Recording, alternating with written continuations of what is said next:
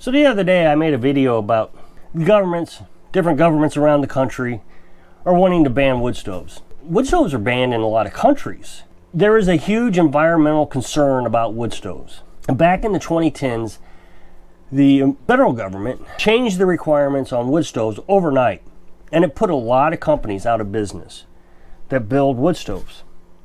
Well, there was a few wood stove manufacturers that survived, and what they did was they were able to meet the new requirements, the new EPA requirements, of how many particles per million that could be released into the atmosphere. And it's not much. I mean, it's like 1 part per million. I mean, it was ridiculously low. So what they did was they put these reburners in here. They're just, in this case, tubes, air tubes, and it burns the smoke. It's really pretty.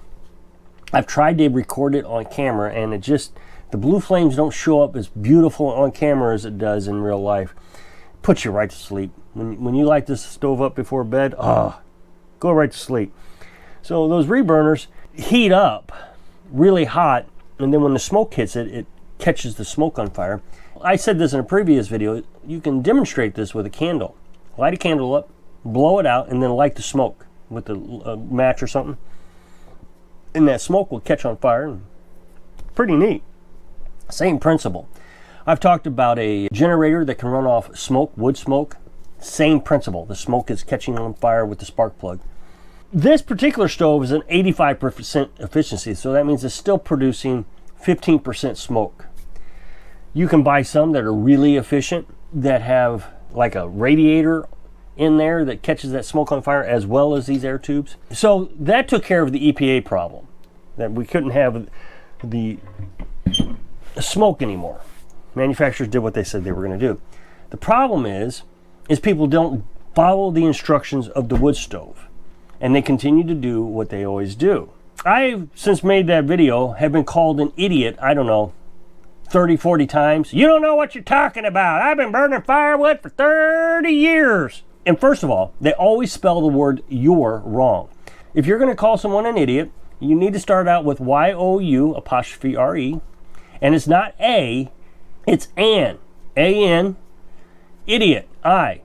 Now, you only use an A if it's a consonant in the next word. If it's a vowel in the next word, like idiot, you have to use A-N. So there's your English lesson for those that think I'm an idiot. And you doing things for 30 years doesn't mean technology doesn't change. Things change. 30 years ago, there wasn't computers that really didn't know anything about computers. They weren't very popular. And now all of a sudden, everybody's got them in the same home. Well, if you've been doing the things like you've been doing for 30 years, you still should be using pen and paper instead of being on YouTube trying to figure out how to spell the word "you're."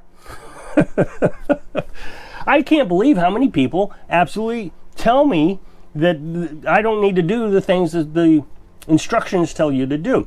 First of all, it's not the instructions. I mean, yeah, the instructions tell us how to do it, but it's the federal government that wants to ban these. And if we don't do it like they tell us to do it, they will ban them. They're already doing it around the country because people aren't following instructions. In Alaska, they have this kiln. I said this in a previous video. And the taxpayers paid for it. So all you do is bring your firewood in, put it in there. I think it's free. Let it dry out for a couple days and then take it home. Now you have wood that is at 20% moisture content, which is what is required for these stoves. They have to be at 20% or less. So I've been testing out the wood stacks that I've got, making sure that all mine are 20% or less. I've showed you this before. You split it down the center.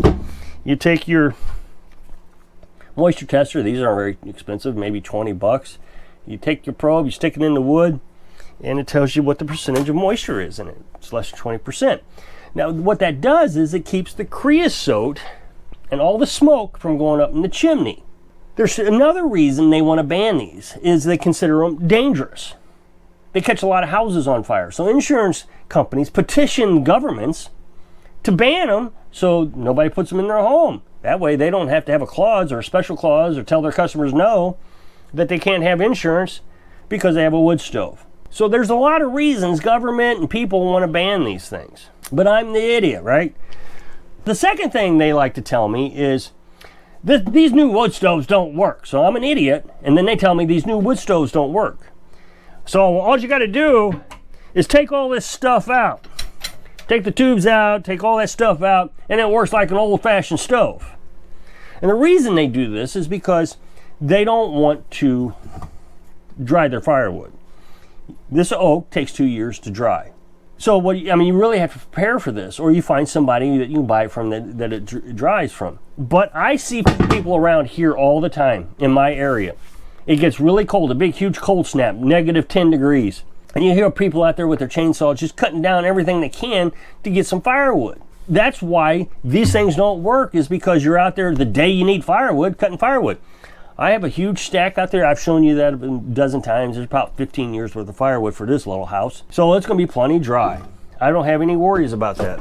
As you can see, I've been testing different stacks all day long. I've got quite a bit of firewood built up. Now, with this little tiny house, this stove takes about maybe 3 sticks of firewood like this. Maybe. I don't even think it takes 3 sticks to last 8 hours. Maybe 2 sticks, 2.5 sticks, something like that.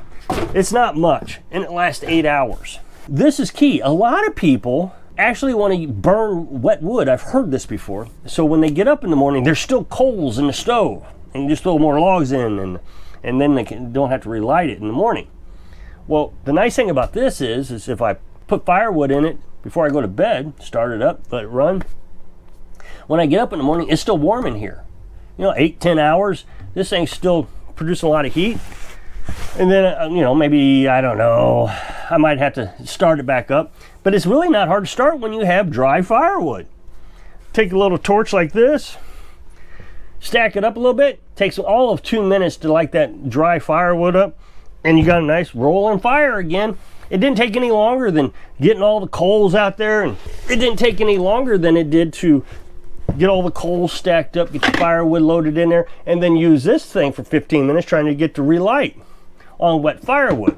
So it really is 6 one way, half dozen the other. The other thing is when you're running wet firewood, you will get a lot of ash. I hear this all the time. Oh, these things cause so much ash. Well, they do. What it is it's not ash, it's coals. This thing will burn, the wood will burn, and in the center it's really wet. So the wet material puts the fire out, and now you have this black piece of coal laying in there. So you got all this ash, you scoop it out. That coal is firewood. You're throwing away good firewood. But when you run dry firewood like this, you burn every piece of it. It's all gone. There's nothing but ash in there. Firewood is a really labor-intensive job. You got to cut the tree down. I hear this all the time.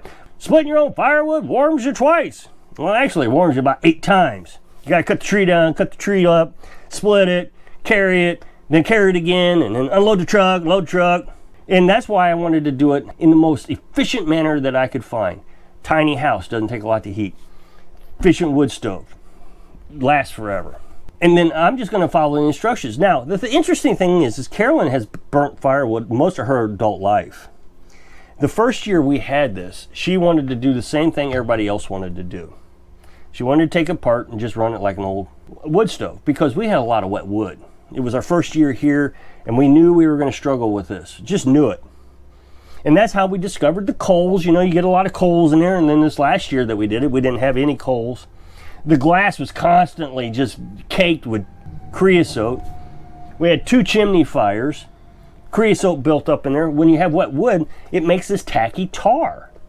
And so that tacky tar sticks in there, and it eventually is very volatile because it's just wood particles. It's a tarry wood particle mess, and it catches fire when it gets hot enough. Other people say, oh, you need to run it at 5,000 degrees to burn that creosote out. Well, when you run it properly with dry wood, you don't have to burn it at 5,000 degrees to clear creosote out. There's no creosote in it because all the smoke burned in here. And there's no water in the wood to cause that tarry substance. I've heard other people say, I said in the previous video that you're supposed to have triple wall and double wall. Oh, you don't want triple wall and double wall. That's too expensive. You can run this and clean your chimney every week and burn it real hot. That'll take care of it. Well, again, why? If you just do it properly, everything works, and then the government doesn't want to ban it. I'm always looking for how to improve the efficiencies of the wood stove.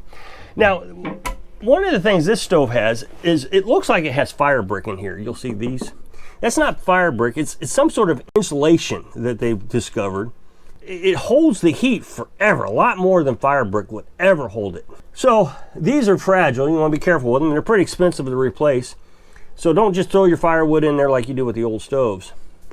The other thing is you want to make sure that you have this all sealed up. This is all new technology stuff. And you know, they started this stuff, I think, in the 80s.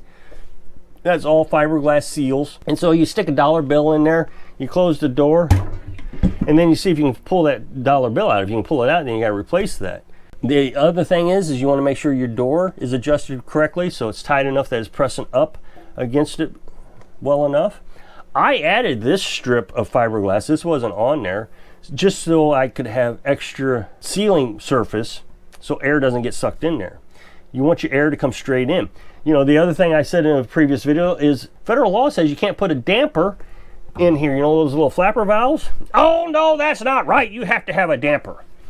Why? If you run this thing properly, no you don't. This thing down here regulates the temperature. It's like a thermostat. It's absolutely incredible when you run this thing properly how well it runs. So Carolyn, like I said, didn't believe that this thing was ever going to work. She hated this thing the first year. But last year, she really saw how well it worked with dry wood. It just works so fantastic. We didn't have to jump out there in the middle of winter, you know, shut down the wood stove, jump out there in the middle of winter and clean the stove or anything, the chimney. It was perfectly clean the last time we checked. Now this year, we got some fire brick out there, and she read, and I'm not against experimenting. Like I said, I always want to make things a little bit more efficient if possible, that if you stack fire brick on top of the wood stove here, that fire brick, and that's reasonable thinking, will collect heat as it's sitting there. It'll get hot. And then when the stove dies down, that will also give us the extra heat after the stove has burned down. Now, just like what I've described there, that's what this stuff does also. This holds the heat forever, hours. I think these things will produce heat for this little tiny house for about 4 hours, because the wood stove will die down, all the coals are gone, and it just keeps producing heat. I've got a little thermometer, laser thermometer, that you can check, and this thing stays up to 200 degrees or so for several hours. So instead of saying I'm the idiot, I would suggest that you would look at the newer technology, seeing how efficient it is, so we can try to keep the government from banning these things, and so we don't have to do near as much work splitting and cutting firewood. So if you can click that super thanks button down there, I really appreciate it. So if I can inspire you to learn new technologies so you can save your back when you're living your dream. Thanks for watching.